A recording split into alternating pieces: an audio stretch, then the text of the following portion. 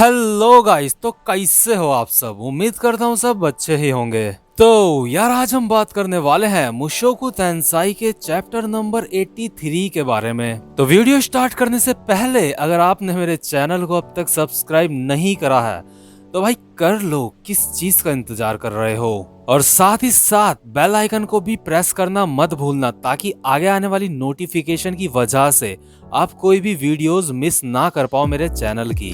तो गाइज हमने पिछले चैप्टर में देखा था जो पॉल होता है उसका लेटर आया होता है रूडस को, और रूडस पॉल का लेटर देख के बहुत ज्यादा हैरान हो जाता है। तो अब बात करते हैं आज के चैप्टर की। तो इस चैप्टर की स्टार्ट में रूडस पॉल का लेटर पढ़ना शुरू करता है। पॉल अपने लेटर में रूडस को कहता है, मुझे तुम्हारा लेटर मिला था तो तुमने मैजिक यूनिवर्सिटी में एडमिशन ले लिया है। मुझे ये जान के बहुत ज्यादा खुशी हुई कि तुम अब अपने बनाए हुए रास्ते में चल रहे हो अपनी जिंदगी में। इस वक्त हम सब सेंट्रल कॉन्टिनेंट के ईस्ट पोर्ट पर मौजूद हैं और हम इसके बाद जल्द ही बैगरेथ कॉन्टिनेंट के लिए निकलने वाले हैं जहाँ पे तुम्हारी मदर जेनिथ है। मेरे हिसाब से तुम्हें एलिना लिस ने बता ही दिया होगा।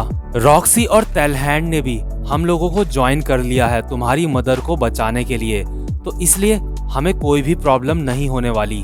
लेकिन डीमन कॉन्टिनेंट के बाद बैगरेथ कॉन्टिनेंट ऐसी दूसरी जगह है जो बहुत ज्यादा मुश्किलों से भरी हुई है, तो इसलिए मैं आयशा और नॉर्न को अपने साथ ऐसी जगह में नहीं ला सकता था और इसीलिए मैं दोनों बच्चों को वहां पे भेज रहा हूँ जहाँ पे तुम हो। इसके बाद रूडस अपने मन में सोचता है, क्या मेरी छोटी बहनें इधर आ रही हैं, लेकिन वो इधर आएंगी कैसे। इसके बाद रूडस पॉल का लेटर आगे पढ़ता है। पॉल अपने लेटर में रूडस को बताता है, हमें एक ऐसा इंसान मिला था जो राजी हो गया था इस बात के लिए कि वो तुम्हारी बहनों को वहां छोड़ेगा जहाँ पे तुम हो, और ये शख्स जो तुम्हारी बहनों को लेके आ रहा है ये कोई एक ऐसा शख्स है जिसको तुम बहुत ही अच्छी तरह से जानते हो। इसके बाद रूडस अपने मन में सोचता है, ये बंदा कौन हो सकता है जो मेरी सिस्टर्स को यहाँ लेके आ रहा है। इसके बाद पॉल अपने लेटर में आगे रूडस को बोलता है, जब तुम्हारी बहनें वहां पे पहुंच जाएंगी तो मैं चाहता हूँ तुम उन दोनों का एडमिशन स्कूल में करवाओ। मैंने उन दोनों के पास कुछ पैसे भी दिए हैं जो उन दोनों के खर्चे के काम आएंगे तुम्हारे। रूडी, तुम 15 साल के हो चुके हो और जब तक तुम्हें ये लेटर मिलेगा शायद तुम तब तक 16 या फिर 17 साल के हो जाओगे।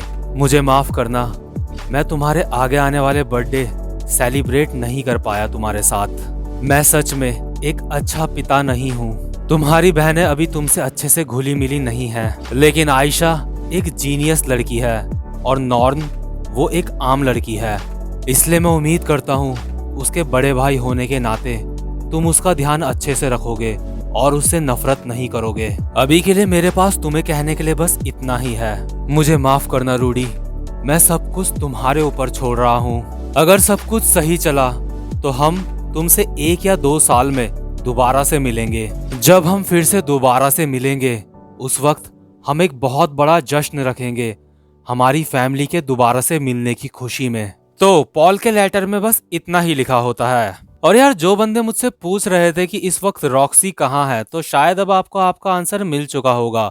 वो पॉल के साथ है, जेनिथ को बचाने जा रही है वो पॉल के साथ। मतलब सच में यार कितने अच्छे लोग हैं। देखो रॉक्सी मतलब इतनी दूर जा रही है जेनिथ को बचाने के लिए। ऐसे लोग इस दुनिया में तो बहुत ही ज्यादा कम मिलते हैं देखने को।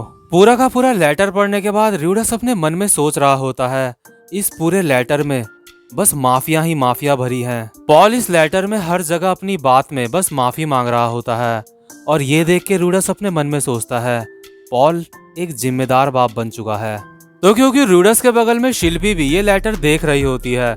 शिल्पी कहती है, ऐसा लगता है तुम्हारे फादर को तुम्हारी मैरिज के बारे में अब तक कुछ भी नहीं पता है ना। रूडस कहता है, तुमने सही कहा, ये जो पॉल ने अभी लेटर लिखा है शायद ये उस लेटर का रिप्लाई है मेरे, जो मैंने उस वक्त लिखा था जब मैं नया नया इस एकेडमी में ज्वाइन हुआ था। शिल्पी रूडस को कहती है, मुझे बहुत खुशी है कि जेनिथ सान की लोकेशन पता चल गई है। सच में ये बहुत अच्छी बात है कि सबके सब लोग सुरक्षित हैं। लेकिन यार आपको अपने एक दिल की बात बताऊं, मुझे ना यार पॉल के लिए बहुत बुरा लग रहा है। मतलब एक अजीब सी फीलिंग आ रही है मुझे पॉल के लिए। शायद पॉल के साथ बहुत बुरा होने वाला है कुछ। तो इसके बाद हम देखते हैं रूडस अजीब सा चेहरा बनाता है क्योंकि अब तक उसकी मदर उसे मिली नहीं होती है। तो तभी शिल्पी कहती है, शिल्पी हंसते हुए कहती है, चलो भी रूडी, तुम ऐसा चेहरा क्यों बना रहे हो? मेरे पास अब तुम और एलिना-लिस-सान जो मेरी ग्रैंड मदर हैं, दोनों के दोनों हो, तो मैं अब बिल्कुल भी अकेली नहीं रहूंगी। जब तुम्हारी बहन नॉर्न-चान यहाँ पे आ जाएगी, उस वक्त घर में बहुत ज्यादा चहल पहल हो जाएगी और हम सबको बहुत मजा आएगा। वो लोग यहाँ पे 2 या 3 महीने में पहुंच ही जाएंगे। सच में मुझसे और इंतजार नहीं होता। और यार, जब तुम्हारी बीवी इतनी अच्छी हो ना, इतनी प्यारी हो, तुम्हें सपोर्ट करने वाली हो, तुम्हारी फैमिली को सपोर्ट करने वाली हो, तो यार कहीं ना कहीं तुम इमोशनल हो ही जाते हो। तो इसके बाद रूडी कहता है, शिल्पी। और हम देखते हैं कि रूडस की आंखों से आंसू आ रहे होते हैं। रूडस अपने मन में सोच रहा होता है, शिल्पी सच में बहुत अच्छी है। तो पॉल और बाकी सब भी यहाँ पे कम से कम 2 साल के अंदर तो पहुंच ही जाएंगे। इसके बाद रूडस शिल्पी को कहता है, मैं सोच रहा हूँ जब बाकी सब और पॉल उनके नाती पोतों को देखेंगे तो क्या उन्हें खुशी होगी बहुत ज्यादा। और पॉल के नाती पोते मतलब रूडस के बच्चे, और जो कि अभी हुए भी नहीं है।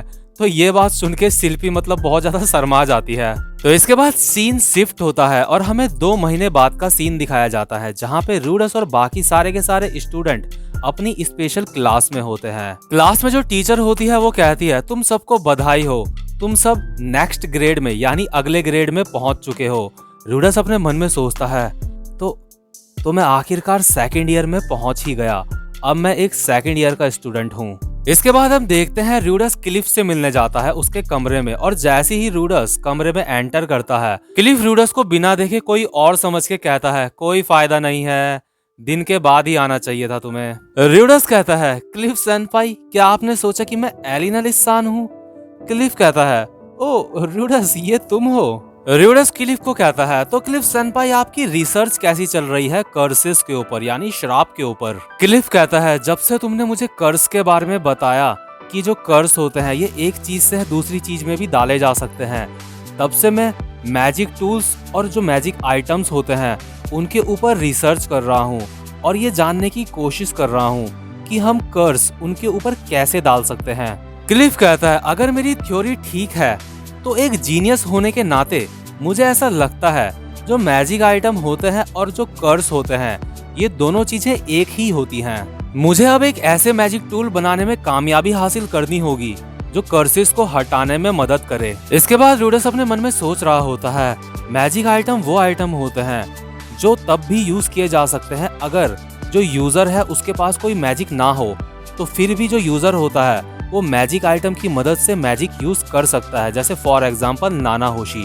उसके हाथ में एक अंगूठी होती है, एक रिंग होती है जिसकी मदद से वो थोड़ा बहुत मैजिक कर सकती है।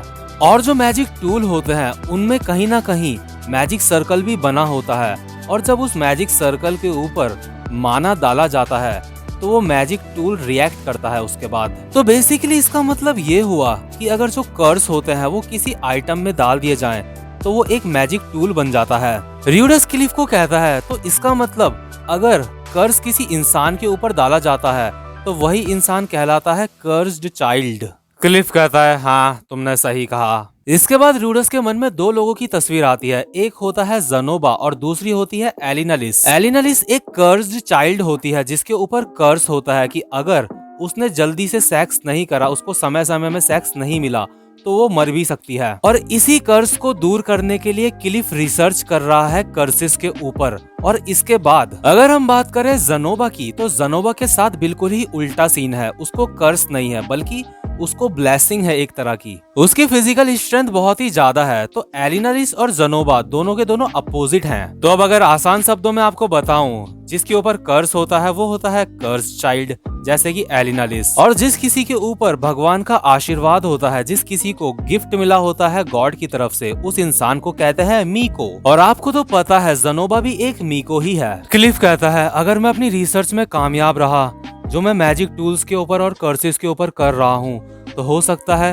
मैं लिस का कर्ज भी हटा सकूं उसके ऊपर से, और ऐसा भी हो सकता है कि मैं। लेकिन तभी क्लिफ की बात के बीच में ही रूडस कहता है, ऐसा लगता है कि आप इन सारी चीजों के बारे में बहुत ज्यादा इंटरेस्टेड हो। तभी क्लिफ कहता है, हाँ मुझे ये सारी चीजें बहुत ज्यादा इंटरेस्टिंग लगती हैं, लेकिन अगर मैं तुम्हें सच बताऊं रूडस, लिस वैसी नहीं है जैसा मैंने उसके बारे में सोचा था। इसके बाद रूडस अपने मन में सोचता है, जब मैंने क्लिफ को देखा था पहले तो ऐसा लग रहा था वो बहुत ज्यादा अफसोस में है। क्या ऐसा हो सकता है कि उसका इल्यूजन खत्म हो गया हो एलिनालिस को लेके, अब उसको एलिनालिस पसंद नहीं है। लेकिन तभी क्लिफ कहता है एलिनालिस उससे कई ज्यादा रहम दिल है जितना मैं अपने मन में सोच सकता हूँ उसके बारे में। चाहे कुछ भी हो जाए मैं उसके ऊपर से उसका श्राप हटा के रहूंगा। हो सकता है कि लिस वो लड़की ना हो जो मेरे सपनों में आती है, लेकिन वो मुझ जैसे इंसान को भी प्यार करने के लिए तैयार हो गई। और क्योंकि मैं मिलिस का एक भक्त हूँ तो मेरी ये जिम्मेदारी है कि अब मैं उसको खुश रखूं हमेशा। और इसलिए र्यूडस मुझे बहुत खुशी होगी अगर इस काम में तुम मेरी मदद करो। और क्लिफ की इतनी इमोशनल स्पीच सुन के र्यूडस इमोशनल हो जाता है और उसकी आंखों से आंसू आने लगते हैं। तभी क्लिफ कहता है अरे र्यूडस तुम्हें क्या हुआ? र्यूडस कहता है बिल्कुल क्लिफ सेनपाई, अगर कभी भी मेरे लायक कुछ भी काम हो तो प्लीज मुझे बताना, मैं आपकी हेल्प करूंगा। क्लिफ सेनपाई मुझे ऐसा लगता है आप सच में एक बहुत ही महान इंसान हो। क्लिफ कहता है इतना तमीज से बात करना बंद करो, हम दोनों दोस्त हैं, है ना? वैसे र्यूडस अगर मैं ज़नोबा की बात करूं तो उसकी रिसर्च कैसी चल रही है? र्यूडस कहता है ज़नोबा उस बुक को समझने की कोशिश कर रहा है जो हमें उस घर के अंदर मिली थी, और साथ ही साथ में ज़नोबा अपने गाल उस डॉल से रगड़ता रहता है जो हमें उसी घर के अंदर मिली थी। तो गाइस आज की वीडियो में बस इतना ही, इसका आगे का पार्ट हम कवर करेंगे नेक्स्ट वीडियो में। तो यार अगर आपको ये वीडियो अच्छी लगी हो तो इस वीडियो को लाइक जरूर कर देना। इस वीडियो में मैं एक लाइक एम रख रहा हूँ जो है 150 लाइक्स का, और मुझे नहीं लगता यार कि 1000 सब्सक्राइबर होने के बाद 150 लाइक कोई ज्यादा बड़ी बात है। तो गाइस उम्मीद करता हूँ आपको आज की वीडियो अच्छी लगी होगी। तो अब आपसे मैं मिलता हूँ नेक्स्ट वीडियो में, तब तक के लिए गुड बाय।